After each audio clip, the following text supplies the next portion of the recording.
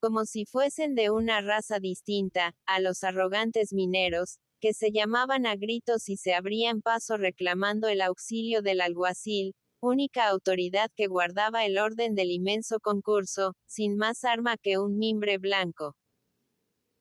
La gente sobria y humilde, habituada a los cultivos de escaso rendimiento de la montaña, admiraba los ternos nuevos y lustrosos de los contratistas, sus boinas flamantes, las gruesas cadenas de oro sobre el vientre y sus manos de antiguos obreros con dedos gruesos de uñas chatas, abrumados por enormes sortijas. Eran los forasteros, los ricachos que llegaban a la fiesta, llevando una verdadera fortuna en sus bolsillos. Para conocer su importancia bastaba con fijarse en las miradas que lanzaban a las gentes y las casas, con altivez de magnates que descienden a mezclarse en una diversión campestre. Y entre aquellas míseras gentes estaban los que habían osado desafiarles. Pobres cuitados. Precedidos por el alguacil, subieron algunos de ellos a los balcones de la plaza, ocupados en su mayor parte por mujeres. Otros tomaron sitio en primera línea, junto a la cuerda que marcaba un gran rectángulo limpio de gente en medio de la plaza, como la hice donde se verificaban los juegos. Allí se hacían las apuestas de última hora entre los empujones de la gente. Los caseros, apoyando sus manos en las espaldas que tenían delante, se empinaban para ver mejor. De vez en cuando un empujón formidable. Una avalancha que amenazaba romper la cuerda. Pero bastaba que se levantase en alto el mimbre alguacilesco o que se movieran las boinas rojas de la pareja de migueletes guipuzcoanos, para que al momento se iniciase un retroceso, quedando inmóvil el gentío. Aresti, desde un balcón, veía 4 masas obscuras de boinas, encuadrando el espacio libre, en el cual 2 parejas de toros arrastraban penosamente unas piedras más grandes que las muelas de un molino, bloques enormes que al moverse dejaban detrás de ellos la tierra profundamente aplastada. La alegría de los ejercicios físicos, el enardecimiento ruidoso de las fiestas de la tuerza, agitaba al gentío. Tiraban los bueyes penosamente, como si fuese a estallar la testuz bajo el yugo, esforzándose entre los gritos y los pinchazos de los conductores que los azuzaban coreados por sus partidarios, y cada vez que una piedra, con nervioso tirón, avanzaba algunos pasos, sonaba un clamoreo de los espectadores. Los pechos se hinchaban con angustia, como si quisieran comunicar su fuerza a las abrumadas bestias. Era una diversión de raza primitiva, de pueblo en la infancia que aún no ha llegado a la vida del pensamiento y admira la fuerza como la más gloriosa manifestación del hombre. La dura necesidad de ganarse el pan con el trabajo físico, hacía del vigor un culto, convertía en diversión los alardes de resistencia de los más fuertes, admiraba como héroes a los grandes partidores de leña o a los expertos barrenadores, y para dar carácter de fiesta a todos los esfuerzos del músculo en el diario trabajo, asociaba a sus juegos al buey, manso y sufrido compañero de la miseria campestre. El doctor, ante estos placeres rudos y violentos del pueblo primitivo, recordaba las fiestas griegas, embellecidas al través de los siglos por el encanto del arte. Aquellos juegos al aire libre, sencillos y burdos, de una inmediata utilidad, recordaban involuntariamente los Juegos Olímpicos. Sí, se parecen, pensaba Aresti. Pero como se asemejan el ave de corral y el águila, porque las dos se cubren de plumas. Cansado del monótono espectáculo que ofrecían los bueyes, tirando entre el clamoreo del gentío que no se fatigaba del largo plantón, el doctor se distrajo examinando el aspecto de las casas y las personas. Veía a Azpeitia por primera vez, aquel hermoso rincón del territorio vasco, que solo de lejos rozaba la vía férrea, y en el cual parecían haberse refugiado el espíritu y las tradiciones de la raza. Aquella tierra era la de San Ignacio. A pocos minutos, en el centro del valle, estaba Loyola con su convento inmenso, cuya fealdad de caserón palacio tentaba la curiosidad del doctor. La sombra de la residencia madre, de aquel edificio semejante a un cuartel, en el que se reunían los comisionados del jesuitismo, llegando de todos los puntos de la tierra, cuando había que elegir un nuevo general de la orden, parecía proyectar su sombra sobre el valle y las montañas, formando los pobladores a su imagen. Aresti veía en la muchedumbre muchas caras que le recordaban la faz de San Ignacio. Aquellos rasgos duros, impasibles, de helada firmeza, que se consideraban como signos característicos de una personalidad famosa, resultaban comunes a toda una raza. El médico se fijaba igualmente en las mujeres de los balcones. Tenían las formas más pronunciadas que las hembras vizcaínas, con algo de voluptuoso y mórbido que hacía recordar el título de Andalucía vasca, que muchos daban a Guipúzcoa. Pero en su mirada había una expresión varonil y enérgica que hacía pensar en las fanáticas heroínas de la Vende. El odio al guiri, al español de pantalones rojos llegado de las más lejanas provincias para expulsar al rey legítimo, pasaba como una herencia de generación en generación. Todos los hombres de edad madura que ocupaban la plaza habían vestido, seguramente, el capote de los tercios guipuzcoanos si se acordaban del monarca de las montañas, con su gran barba negra y la boina blanca sobre los ojos.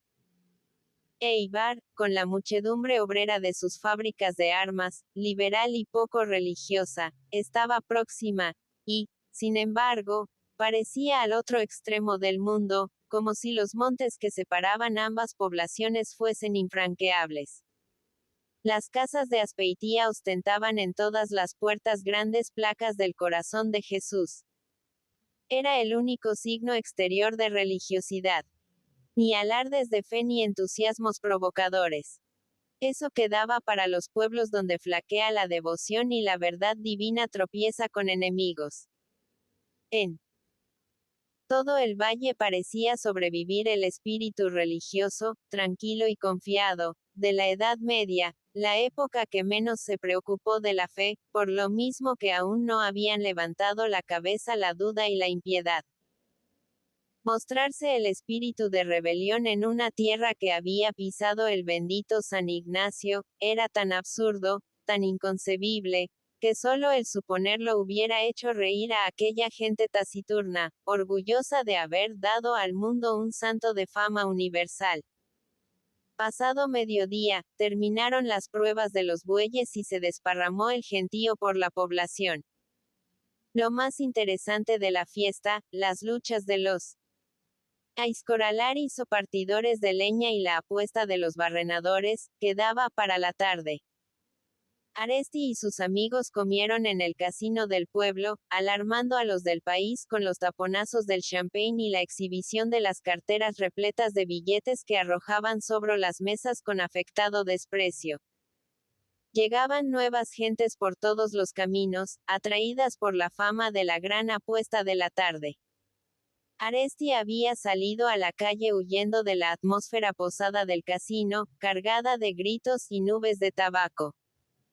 Veía llegar los coches llenos de gente. Las carretas ocupadas por familias mientras el aldeano marchaba a la cabeza de la yunta, guiándola con su larga vara. Grupos de caseros en mangas de camisa, con la chaqueta y la boina al extremo del garrote que llevaban al hombre como un fusil. Cerca de la plaza, vio el médico que la gente se detenía ante una taberna, formando compacto grupo y mirando a lo alto. En un balcón cantaba un viejo, de tan elevada estatura, que su boina parecía tocar el alero. En la calle se había hecho espontáneamente un gran silencio, y el viejo, inmóvil y grave, seguía su canturria con cierta seriedad sacerdotal. Cuando terminó su última estrofa en vascuence, con una entonación aguda, todo el concurso prorrumpió en risotadas, que contrastaban con la gravedad del cantor. Pero aún no se había extinguido la carcajada del público, cuando sonó una nueva voz más aguda y estridente desde el balcón de otra taberna, y Aresti vio a un Jayán que cantaba como si contestase al viejo, mientras éste le escuchaba sin pestañear, preparando mentalmente la contrarréplica. El doctor conocía a aquellas gentes. Eran los versolaris, los trovadores eúscaros que se mostraban en todas las fiestas. La poesía florecía en las tabernas con el bullicio de la embriaguez.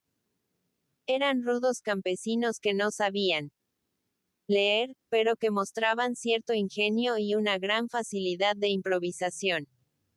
Sus versos solo tenían de tales las rimas, con una completa ausencia de sentimiento poético.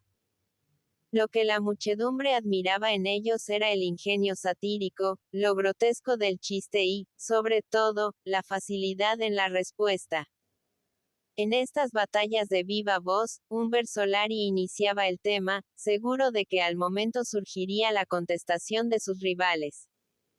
Y así, prolongándose el razonamiento de unos a otros, agarrando cada cual el hilo de la interminable canturria donde lo abandonaba el enemigo, hacían pasar al público embobado horas enteras.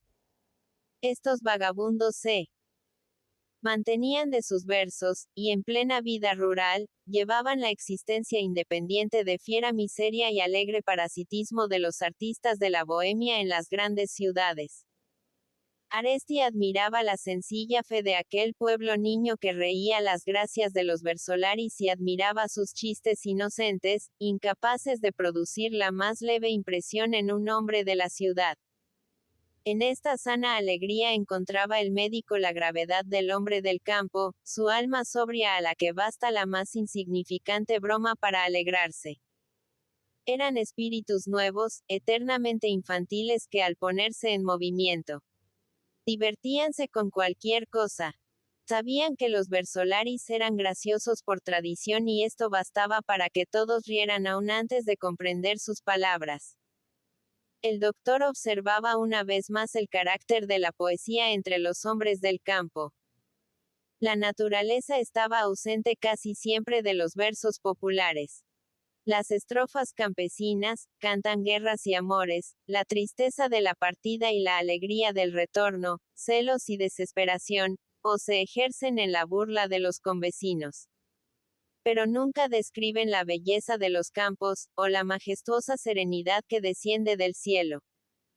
Viviendo en la eterna monotonía de las bellezas naturales, no ven en ellas nada de extraordinario, sintiendo con más intensidad los sucesos que tocan de cerca a sus personas.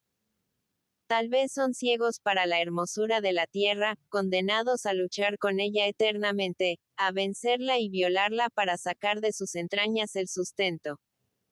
Más de una hora llevaban los versolaris lanzándose razonamientos de balcón a balcón. Ahora eran 4 los contendientes y la muchedumbre volvía sus cabezas a un lado o a otro, según el sitio de donde partía la voz.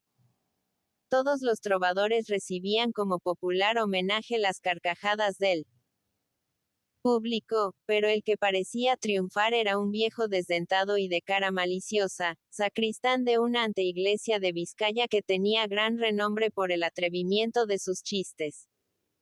De vez en cuando algún admirador salía al balcón ofreciendo el jarro a su poeta, y éste, después de largo trago, acometía con nueva fuerza sus canturrias. A media tarde, cuando gran parte de la plaza estaba en la sombra, corrió a ella la gente, oyendo el silbido del chistu, que hacía locas escalas, acompañado por el monótono baqueteo del tamboril. Los versolaris se ocultaron. Iba a comenzar la parte más interesante de la fiesta. Los mineros bilbaínos, rojos y sudorosos en su digestión de ogros, fumando como chimeneas y eructando el champagne, ocuparon los mejores sitios desafiando a todos con sus retos. A ver, ¿quién quería apostar? No había que tener miedo por cantidad más o menos. Había cartera de sobra para todos. y exhibían ante la mirada atónita de los caseros, habituados a la vida sobria y humilde de la montaña, aquellas riquezas en fajos de papel mugriento. Los más acomodados del país se acercaban a ellos, aceptando sus apuestas con una sonrisa que parecía implorar perdón. La fiesta comenzó por la lucha de los Aizkoralaris. Habían colocado en el centro de la plaza varios troncos enormes, sujetos por palos hincados en la tierra, para que no rodasen. Sonó de nuevo el chistu y el dambolín, y salieron los partidores de leña, llevando al hombro sus hachas relucientes. Arrojaron a un lado las boinas y alpargatas, y subiéndose sobre los troncos, comenzaron su trabajo. Un rugido que equivalía a un aplauso, acogió sus primeros golpes. Los mineros aplaudieron con las manos, como si estuvieran en las corridas de toros de Bilbao. Protegían con su benevolencia a aquellos partidores de leña, como gente humilde que en nada podía interesarles. En las minas de Bilbao no se partían troncos. Podía, pues, concederse algún mérito como leñadores a aquellos rústicos. Las hachas subían y bajaban, abriendo profundo surco, en las muescas marcadas en los troncos. Volaban las astillas y cada vez que sonaba un golpe más fuerte, más certero, extendíase por la plaza un rumor de aprobación. El inmenso público adivinaba la marcha de los cortes sin necesidad de verlos. Habituados todos a hacer leña en el monte, conocían los diversos ruidos de las hachas como si éstas hablasen. Sabían, por el crujido de la madera, lo que faltaba a cada tronco para partirse. Alguno de los Aizkoralaris iba delante de los otros. Les avanzaba por momentos. Su corte se aproximaba rápidamente al fin. Hasta que de pronto, un crujido especial, que no podía confundirse, hizo estremecer el gentío hasta los últimos límites de la plaza. Acababa de partirse un tronco. Y todos rugieron de entusiasmo, empinándose sobre la punta de los pies, queriendo pasar sobre los hombros del vecino, para saber quién era el vencedor. Salieron los leñadores con el hacha al hombro, saltando la cuerda, confundiéndose con él. Gentío que comentaba los incidentes de la lucha, y otra vez sonó el pito y el tamboril, mientras las yuntas de bueyes arrastraban al centro de la plaza dos enormes piedras. Llegaba el momento emocionante, la hora del suceso que había atraído a Azpeitia tanta gente. Iba a comenzar la lucha de los barrenadores. La muchedumbre callaba como los grandes públicos de las plazas de toros, cuando se aproxima la suerte decisiva. El tamborilero hacía sonar sus instrumentos como en un valle desierto. La gran masa hizo un paso adelante, y casi rompió la cuerda, cuando los dos barrenadores salieron al espacio libre. Todos querían ver a los contendientes y se empujaban, ansiando pasar su mirada por encima de los hombros que tenían delante. El barrenador guipuzcoano era un mocetón mofletudo, de ojos abobados, ruboroso y con cierto miedo, al verse objeto de todas las miradas. El chiquito de Siérvana se pavoneaba con la palanca al hombro, presuntuoso como un torero en el redondel, como un pelotari célebre en la cancha, mirando a las mujeres que ocupaban los balcones. «Olé, mi niño», gritaban los mineros. «Ené el chiquito. Ahora se va a ver lo bueno de las minas. Aquí hay cartera para él». Y mezclando los gritos del país con los que habían aprendido en las plazas de toros, arrojaban más allá de la cuerda sus boinas y sus carteras, pero llamando enseguida a los chicuelos para que las recogiesen.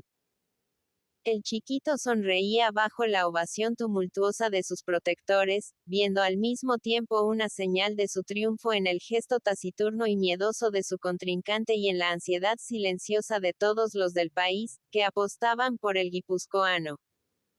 Los dos se despojaron de boinas y alpargatas y con los pies desnudos subieron sobre las piedras, en las cuales estaban marcados los redondeles que debían perforar. El trabajo duraría 2 horas. El que antes lo terminase o llegase más adelante sería el vencedor. Colocáronse ambos barrenadores, cada uno sobre su piedra, con las piernas juntas y los talones tocándose. Entre los pies desnudos que formaban un ángulo, subía y bajaba la barra de acero abriendo el orificio. La más leve desviación, podía herirles, destrozarles un pie, con aquel hierro movido por hercúlea fuerza. Pero no había que temer. Sus brazos mostraban la regularidad de una máquina. Cada uno de los contendientes iba escoltado por una pareja de amigos. Eran los padrinos que les asistían en la lucha. Se inclinaban y levantaban al mismo tiempo que ellos, doblándose al compás de los movimientos del perforador, sirviendo de péndulo que regulaba el vaivén del trabajo. Al mismo tiempo, excitaban al compañero con sus gritos. Rugían hop, hop, al doblarse por la cintura, señalando cada golpe con esta exclamación. Los padrinos, con los brazos inactivos, pero con los pulmones cruelmente dilatados por la angustia, se cansaban más aún que el barrenador. Los dos esperaban con las barras levantadas por encima de la cabeza. Dieron la señal los directores de la apuesta y en la plaza estalló una aclamación semejante a la que acoge la partida de los caballos en una carrera. Después se hizo el silencio. Sonaban los golpes del acero y el hop, hop, de los acompañantes con una regularidad mecánica, interrumpidos algunas veces por el brarer de los barrenadores, que al respirar jadeantes, parecían escupir su cólera sobre la piedra enemiga. Aresti sintió deseos de reír, viendo cómo se doblaban aquellos monigotes humanos que seguían con sus cuerpos el esfuerzo de los contendientes, fatigándose en un trabajo inútil. Para transmitirle su energía. Transcurrieron algunos minutos. El chiquito trabajaba más aprisa que su rival. Subía y bajaba la palanca con tanta rapidez que apenas se la veía. Su cuerpo era una mancha indecisa y borrosa por el continuo movimiento. Sus acompañantes no podían seguirle. Detúvose un instante y cambió de sitio, continuando su trabajo. Los mineros adivinaron que pasaba a la segunda perforación, dando por terminado el primer agujero. Y su contrincante aún estaba en el mismo sitio. «Olé, chiquito», gritaron agitando sus manos cargadas de pedrería. «Cop, cop». Y en discordante coro juntaban sus voces a las de los dos vizcaínos que servían de auxiliares a su barrenador. La lucha se desarrollaba con la lenta y aplastante monotonía de todos los espectáculos de fuerza. Aresti, interesado por el final del combate, entretenía el aburrimiento de la espera comparando a los dos contendientes. Eran el arranque impetuoso y la destreza inteligente del nervio, luchando con la calma tenaz y la serena fuerza del músculo. El hombre caballo frente al hombre buey. El chiquito de Siervana, vehemente en su trabajo, dejaba atrás al enemigo con solo el primer arranque. El otro seguía su marcha sin darse cuenta de lo que le rodeaba, sin apresuramientos ni desmayos, como si no escuchase a los que mugían junto a su oído hop, hop. Él era quien reglamentaba los movimientos de sus padrinos, sin apresurarse ni dejarse arrastrar por ellos como lo hacía su contrincante. En cambio, el chiquito deteníase algunas veces, lanzaba en torno una mirada satisfecha, se escupía en las manos, y agarrando de nuevo el perforador continuaba el trabajo. Su burdo contendiente aún no se había detenido una sola vez. Golpeaba la piedra, con la cabeza baja, mostrando la pasividad resignada del buey que abre un surco sin fin. Pasó una hora sin que ningún incidente alterase la marcha de la lucha. El guipuzcoano abría sus perforaciones, pasando de una a otra sin levantar la vista. El chiquito le llevaba aún un agujero de ventaja como al principio del combate. Los mineros de Bilbao continuaban en su alegría insultante. Aún admitían apuestas. Ofrecían un duro por cada peseta que quisieran arriesgar en favor de aquel cuitado. Y no ocultaban su asombro cuando veían aceptadas sus proposiciones por las gentes del país. ¡Qué sonsos! ¿Y cómo iban a perder el dinero? La segunda hora de la lucha se desarrolló en silencio. La gente parecía anonadada por la monotonía del espectáculo. La espera interminable embotaba los sentidos, dificultando toda emoción. Por esto no hubo gritos de triunfo ni exclamaciones de protesta, cuando comenzó a iniciarse la ventaja del barrenador lento e incansable, sobre el chiquito que hacía temblar la piedra bajo el rayo de su palanca. Aresti presentía este suceso desde mucho antes. El chiquito se detenía a descansar jadeante. Ya no lanzaba ojeadas en derredor con expresión de triunfo, sino con la opacidad de la angustia. Habíanse sucedido al lado de él varias parejas de padrinos, fatigados de seguirle en el relampagueo de su trabajo. Pero los que ahora le acompañaban tenían que gritar hop, hop, hop. Con más lentitud, esforzándose en vano por animarle y enardecerle, tirando de él con la palabra como si fuese una bestia cansada y vacilante que se encabritase bajo el látigo, sin poder salir de su paso. El médico sentía angustia examinando a los dos contendientes, con la cara pálida, sudorosos, las piernas inmóviles y como petrificadas, el busto en incesante vaivén, los brazos hinchados por el esfuerzo. Y recordaba a otros que habían caído en aquellas apuestas brutales, muertos como por un rayo, heridos en el corazón por el exceso de actividad. Los mineros miraban al barrenador rústico, y después cambiaban entre sí ojeadas de asombro. Pero, aquel animal, no descansaba nunca. Palidecían como si de golpe se alterase su digestión, poniéndose de pie dentro de su estómago, todas las buenas cosas traídas de Bilbao y rociadas con cordón rouge.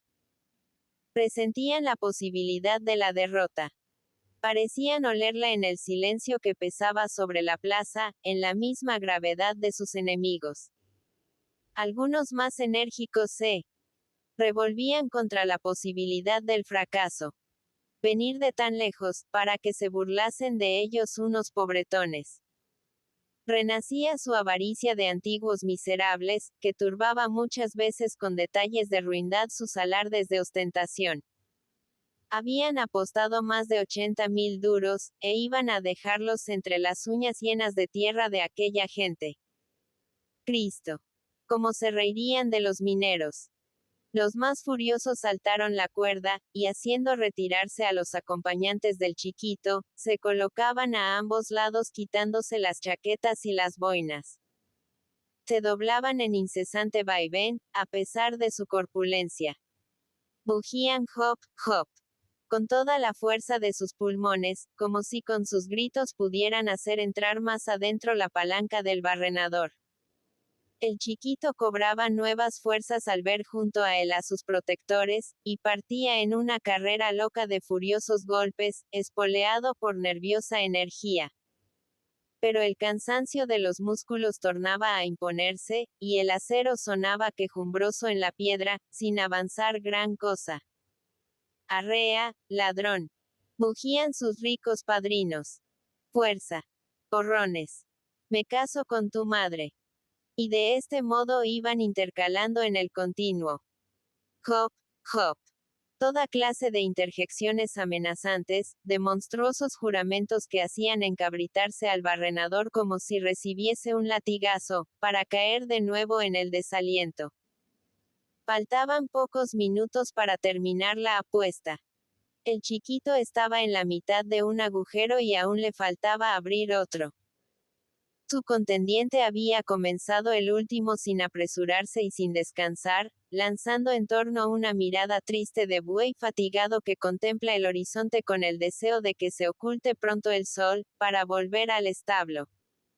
Los mineros ansiaban una catástrofe, un temblor del suelo.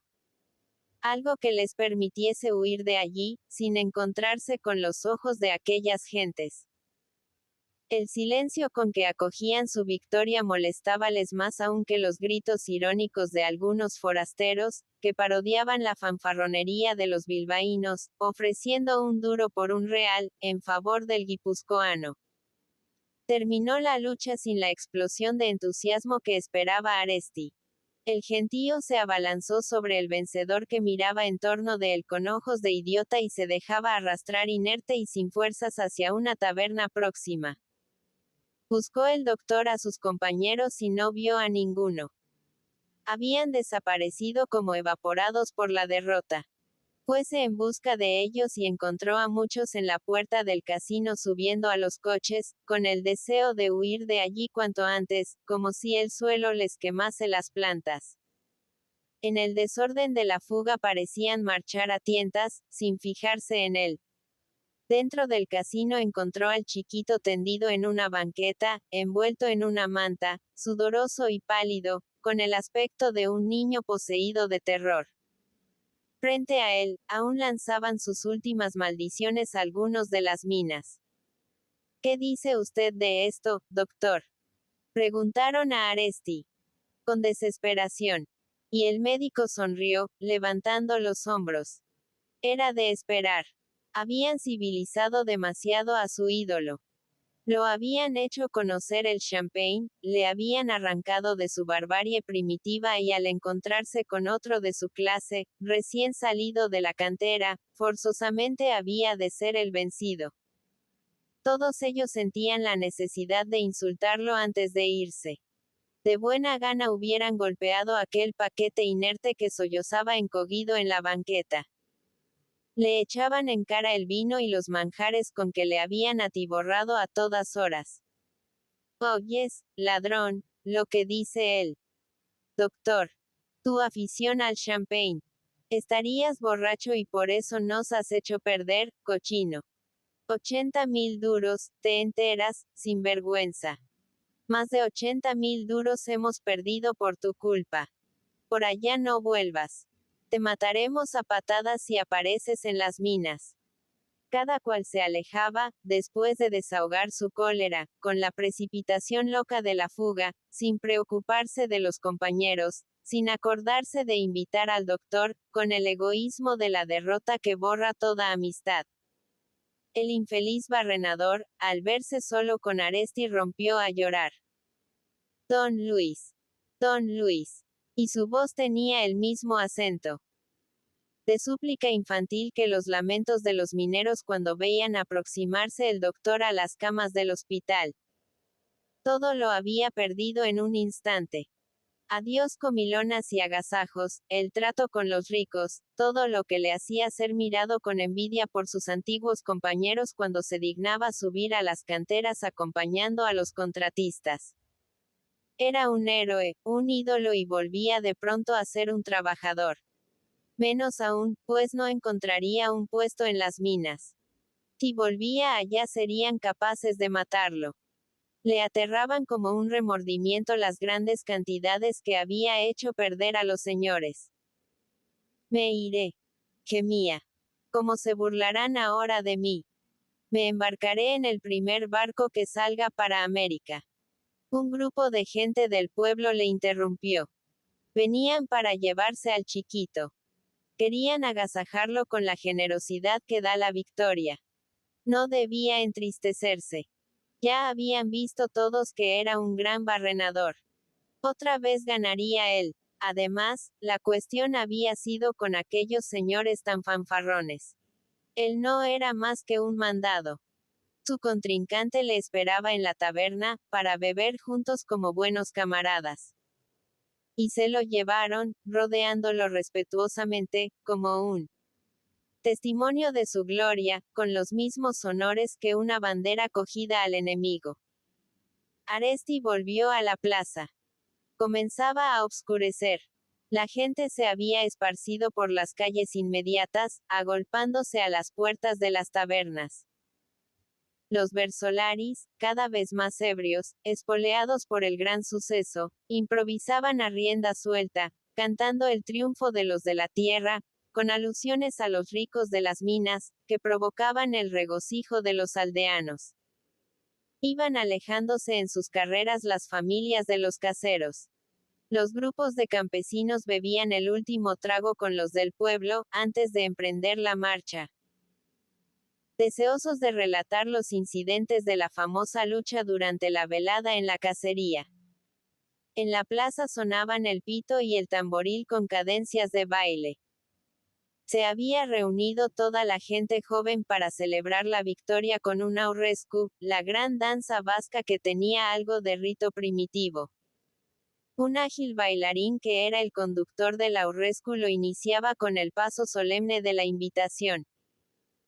Echaba la boina en tierra, y después de pedir la venia al alcalde que presidía el acto, se dirigía con una serie de minuciosos trenzados y saltos de extraordinaria agilidad, a invitar en el corro a la mujer que deseaba elegir como reina del baile. No había ejemplo de que ninguna hembra vasca, por alta que fuese su posición social, se negase a este honor. Aresti había visto a señoras de la rancia nobleza admitiendo el aurrescu con campesinos y marineros. Era una danza ceremoniosa y parca en los contactos. El hombre y la mujer apenas si en las diversas figuras se tocaban las puntas de los dedos. Ella no hacía más que completar el cuadro, mientras él, al son de las interminables escalas del pito, parecía hablar con los pies, con la mímica guerrera de los pueblos primitivos, con saltos prodigiosos y alardes inauditos de agilidad gimnástica, que recordaban a Aresti las danzas de ciertas tribus vistas por él en el jardín de aclimatación de París. El público elogiaba la soltura del bailador de Azpeitia.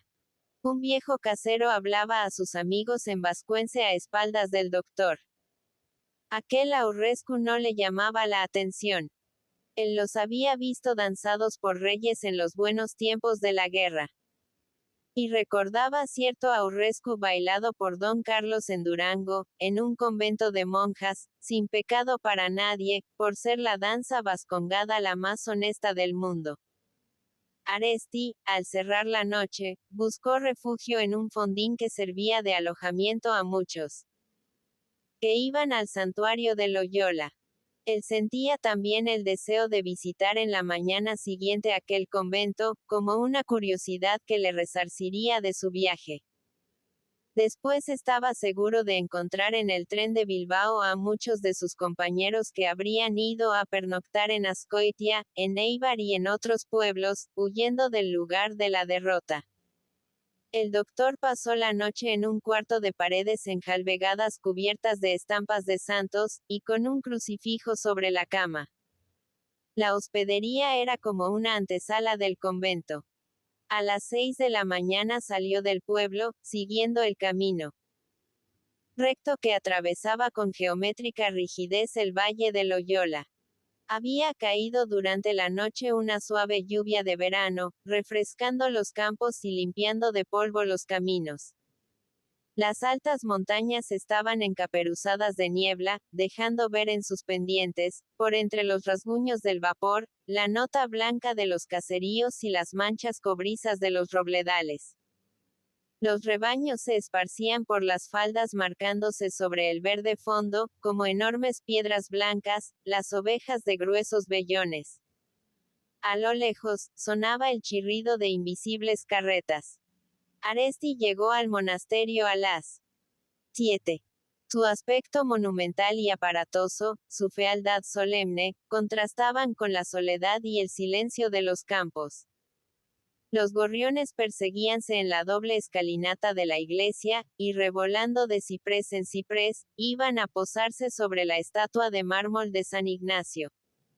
A ambos lados de la avenida que da acceso al monasterio, dos paseos cubiertos de plantas trepadoras, dos túneles de hojarasca, ofrecían su fresca sombra de tonos verdosos. El doctor contempló con cierta admiración el edificio enorme y aplastante. No podía negársele carácter propio. Los jesuitas tenían un arte suyo.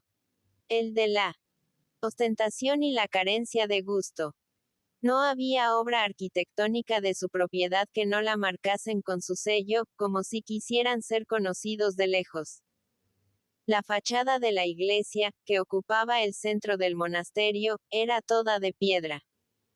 Las columnas sostenían un frontón adornado con un escudo de armas gigantesco. La balaustrada se coronaba con enormes pináculos rematados por esferas.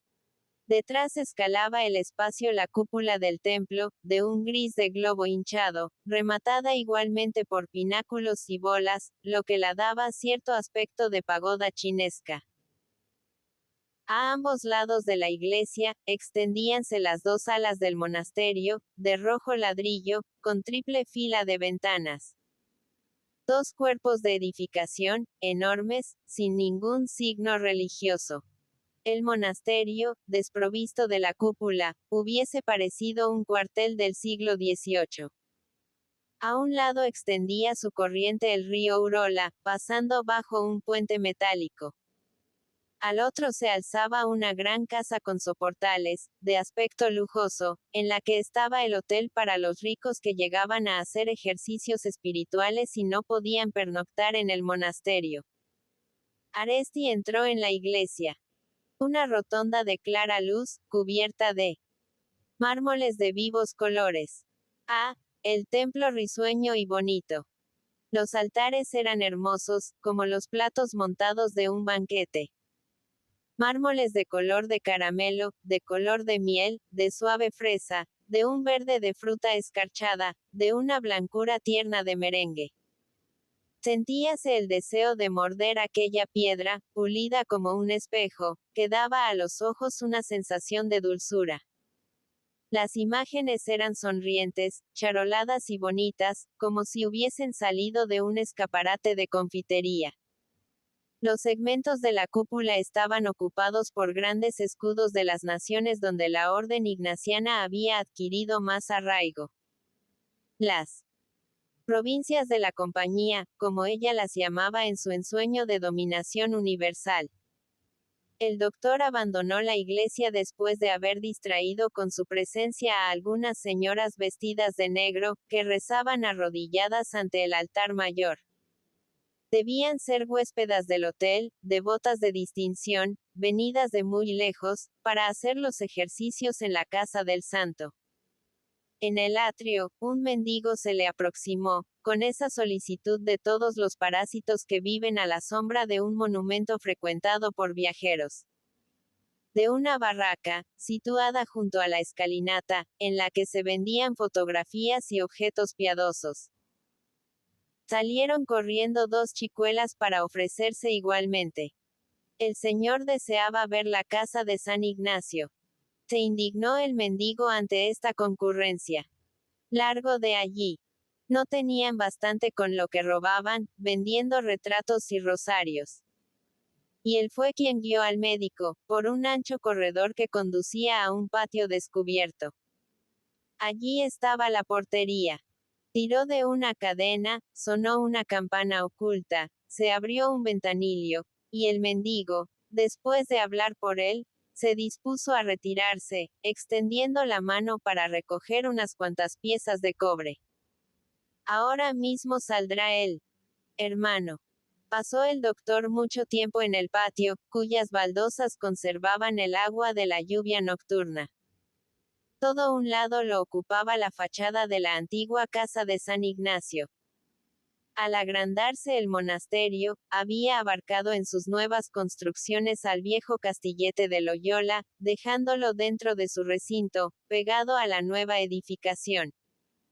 La pequeña casa, que aún parecía más mezquina al ser tragada por el monasterio, resultaba lo más hermoso de toda aquella balumba de albañilería pretenciosa. Era un castillete de dos cuerpos, que revelaba el período de transición del siglo XV, la diversidad de gustos superpuestos de aquella España católica que aún tenía moros en su territorio. El cuerpo inferior, el más grande y fuerte, era de grandes bloques de pedernal labrado, con pocas ventanas, y estas pequeñas y profundas como saeteras. Una verdadera muralla para vivir a cubierto de sorpresas y asedios. El cuerpo superior era ligero, construido con ladrillos rojos, marcándose sus dos pisos con dos fajas de dibujo árabe, y en los 4 ángulos 4 torrecillas delgadas, 4 minaretes, que daban al remate el aspecto de una alegre corona. Abajo estaban la sombría alarma, el perpetuo miedo a los bandos que desgarraban el País Vasco, los ventanucos para dar paso al arcabuz. Arriba la elegancia, copiada de los árabes. La alegría en la construcción, de un pueblo artista. Las ventanas graciosas como ajimeces moriscos, para soñar en ellas a la caída de la tarde, después de haber leído un libro de caballerías. Aresti creyó encontrar en este edificio algo de la dualidad de carácter del caballero Íñigo de Loyola en los tiempos de su juventud. Al cristalizarse sus aspiraciones, al tomar su voluntad forma definitiva, el alegre coronamiento, el castillete morisco se había convertido en humo, se había derrumbado, quedando únicamente en pie la base pétrea, sombría, con su tono lúgubre de cárcel y fortaleza al mismo tiempo. Se abrió la portería y salió el hermano. Santos y buenos días, dijo con voz melosa, inclinando la cabeza al mismo tiempo que levantaba los ojos para apreciar de una rápida mirada al visitante. Era un joven que llamaba la atención por la delgadez del cuello que hacía más enorme su cráneo, y por la forma de sus orejas abiertas como abanicos, como si quisieran despegarse. Detrás de ellas la piel florecía con un sinnúmero de costras y escoriaciones, unas secas ya, otras rezumando, con una frescura que atraía a las moscas. Era el hermano encargado de enseñar la casa del santo. Por debajo de las sotanas asomaban unas zapatillas de paño, con las que andaba sin el menor ruido. Un calzado de espionaje que le permitía, como a los demás servidores del monasterio, deslizarse por los claustros silenciosos sin turbar el aislamiento de los padres. Atravesó el patio hablando a Aresti de las suelas de su calzado, que eran de paño y se mojaban en los charcos de la lluvia. Una mortificación más. Todo sea por Dios. Y entraron en el castillete, convertido interiormente en capilla. Allí hacían las señoras sus ejercicios no pudiendo entrar en el monasterio. Subieron la escalera, adornada con imágenes en cada rellano, y entraron en la antigua cámara, transformada en capilla. Lo primero que llamaba la atención del visitante era la escasa elevación del techo.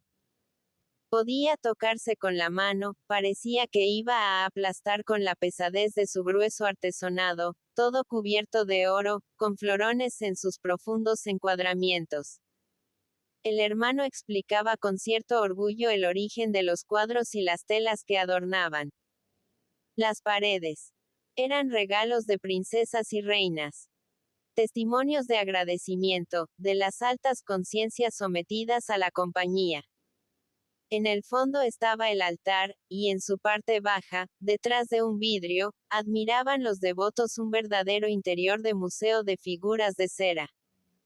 San Ignacio tendido en una colchoneta leía un libro, vestido con greguescos y capotillo de vueltas de velludo como un galán del teatro clásico.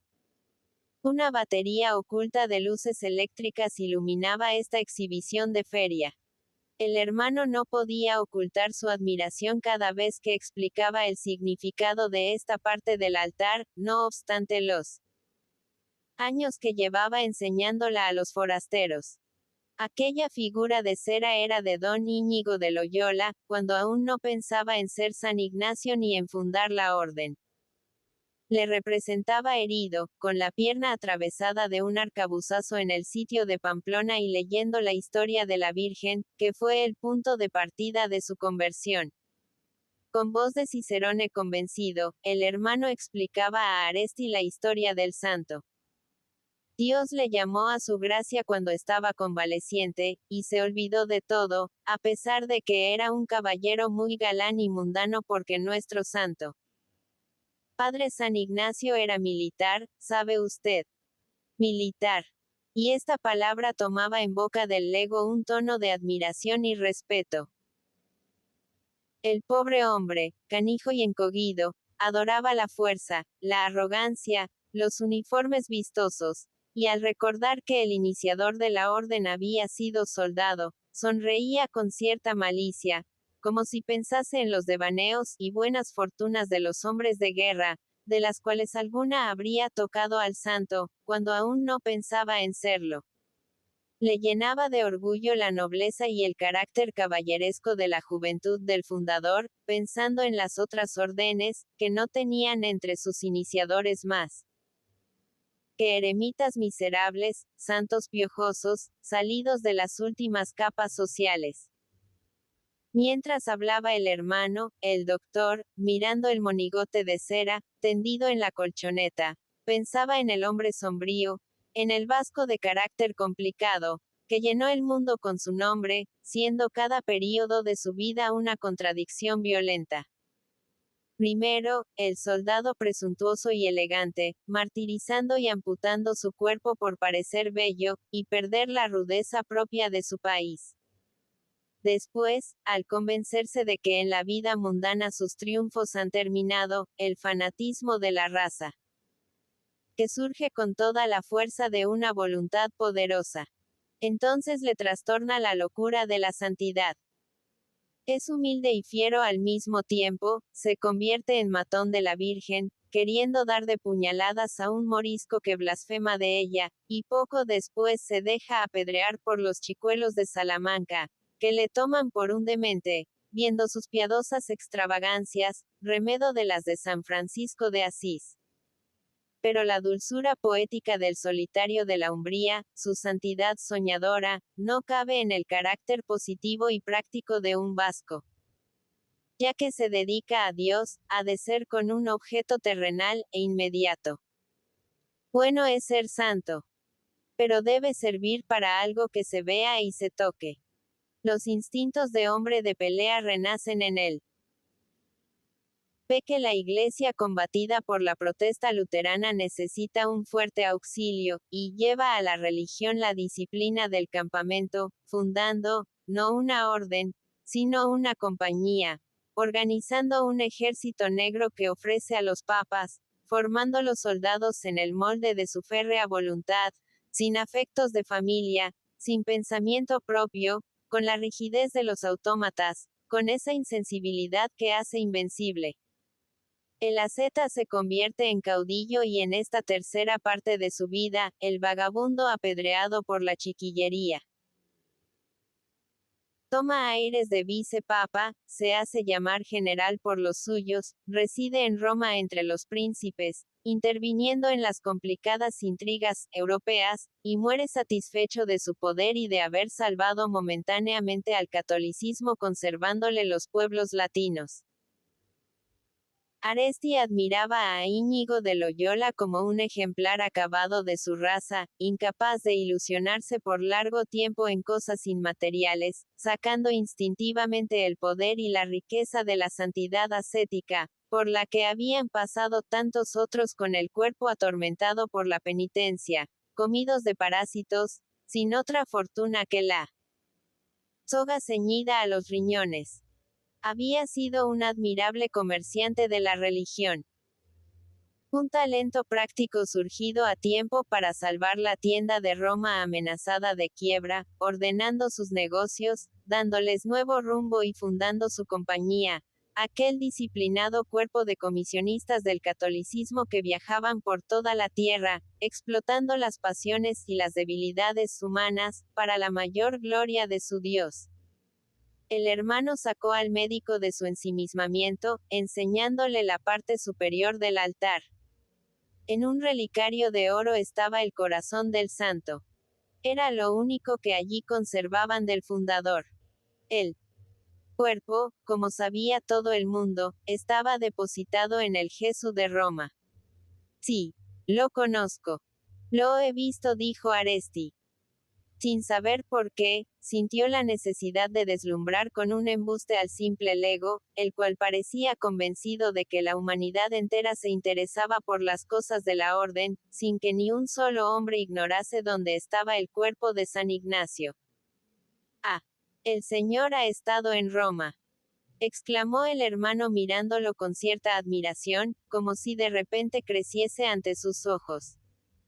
Sí, dijo Aresti sintiendo de nuevo la necesidad de mentir. Para que le admirase aquel pobre hombre. Estuve cuando la última peregrinación. El hermano modificó sus palabras y gestos. Ya no era Aresti para él uno de tantos viajeros de los que llegaban atraídos por la curiosidad. Muchos de ellos, extranjeros herejes, procedentes de países que despreciaban a la compañía. Era uno de la familia, casi podía considerarse como de la casa. Y el hermano mostró empeño en enseñárselo todo minuciosamente, desbordándose en palabras, con la locuacidad del que pasa mucho tiempo condenado al silencio. Se detuvo en una puertecita inmediata al altar, inclinándose para ceder el paso a aquel señor tan simpático. Era una pequeña habitación, sin otro adorno que un retablo. Aquí estaba enfermo nuestro santo fundador, dijo con voz meliflua. Y aquí fue su conversión. Pidió a la familia un libro de caballerías para entretenerse, pero como Dios tenía puestos sus ojos en él, hizo que nadie encontrase libros de tal clase y eso que abundaban en la casa. Entonces leyó una historia de la Virgen e inmediatamente sintióse tocado por la gracia y decidió dedicarse a la vida santa, renunciando al mundo. Después, el lego buscó en la pared, señalando una grieta que la cruzaba. Mire usted esto, caballero. Por fuera aún se ve mejor. Llega hasta el suelo partiendo las piedras del muro. Esta grieta la hizo el diablo. En el mismo momento que el santo decidió dedicarse a Dios, tembló el suelo y se estremeció toda la casa, quedando esta abertura como recuerdo. Era el demonio que acogía de este modo la resolución del santo. Sería de rabia, dijo Aresti con gravedad imperturbable. De rabia y de miedo, contestó el hermano con modestia. Tal vez el maligno tembló, adivinando que el santo iba a fundar nuestra orden. Pasaron a otra habitación en el extremo opuesto de la capilla. Cada vez que el lego veíase ante el altar, caía de rodillas, causando la admiración del médico, por el gesto con que rezaba su corta oración. El cuerpo quedaba recto, con las manos cruzadas sobre el pecho, mientras el cuello se prolongaba hacia adelante, como el pescuezo de una jirafa que quisiera tocar el cielo. En esta habitación, dijo el lego, nació nuestro santo fundador. Aquí tuvo también el hermano Garrido su revelación portentosa. Usted habrá oído hablar de ella. Pero viendo que el señor permanecía impasible, dijo con cierta impaciencia. Pero usted sí que sabrá quién era el hermano Garrido. Oh, mucho, dijo Aresti, que oía por primera vez este nombre. Ya esperaba yo, continuó el lego, que un señor como usted conocería al hermano Garrido. Los padres de Roma piensan canonizarlo apenas pase el tiempo preciso. Y hablaba con entusiasmo de este hermano, como si fuese una celebridad universal, bastando citar su nombre para que todos repitiesen sus glorias. En aquel mismo cuarto, estando en éxtasis el hermano Garrido, se le había presentado la Virgen anunciándole con 22 meses de anticipación, el asalto de los conventos y la degollación de los frailes, en los primeros años del reinado de Isabel II. Entonces, dijo Aresti, los padres de la compañía, avisados con tiempo, no serían víctimas de las turbas. A algunos mataron en el Colegio Imperial de Madrid, contestó el lego. El hermano Garrido era modesto, y se cayó la revelación, no haciéndola pública hasta después que llegó aquí la noticia de los asesinatos. Era muy humilde el hermano Garrido. Por esto será algún día un santo más de nuestra orden. Había terminado la visita a la casa de San Ignacio. De un momento a otro llegarían las señoras para hacer sus ejercicios en la capilla. Pero el hermano sentía cierta pena por separarse tan pronto de aquel señor devoto que le escuchaba sin pestañear como si le admirase. ¿Quiere usted ver el monasterio?, le preguntó. Esta invitación no la hacía a todos los visitantes. Pero con él era distinto. Él había ido a Roma en peregrinación y había visto el cuerpo de San Ignacio. Pasaron del castillejo al monasterio por una galería cubierta, en la que trabajaban varios obreros con pantalones y blusas del mismo azul celeste que el manto de la Virgen. Eran hermanos jóvenes que trabajaban de carpinteros y albañiles. Mocetones de la montaña que deseaban emanciparse del terruño, prestando sus brazos a la compañía para el trabajo reposado y lento de las casas de religión. Libres ya de la lucha por la vida, y teniendo de antemano asegurada la salvación eterna, solo con obedecer ciegamente a los superiores. ¿Quiere usted subir a la biblioteca?, preguntó el hermano. Tiene poco que ver. Todo en ella es antiguo. Lo antiguo era lo mejor, dijo Aresti con gravedad.